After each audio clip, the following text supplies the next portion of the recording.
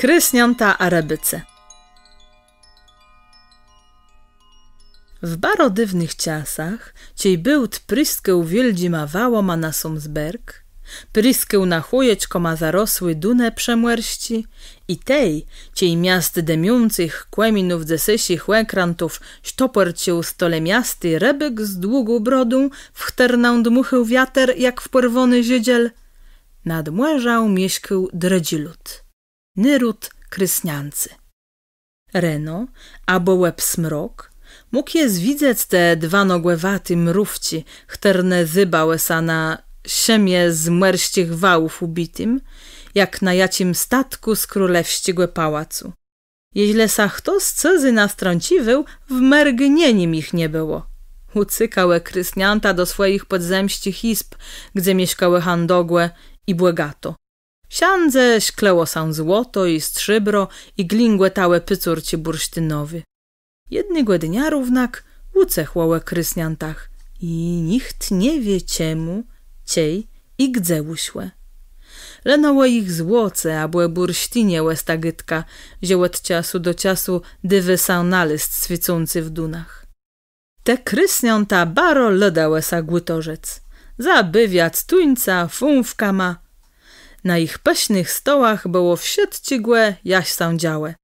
Nie zabiwały tej swoich wieldzich nasińców, chterny im tyś przynysiele młerścich ryb.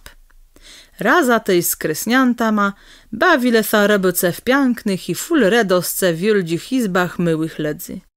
Tak są tyś z nima z ziele, że wiele razy, ciej cygnole na młerze, krysniąta są smucełe i długłe łzyrały z hasztowi trywę, roscący na pieskach, wbiły wedunty żygle dzinący im złeciów.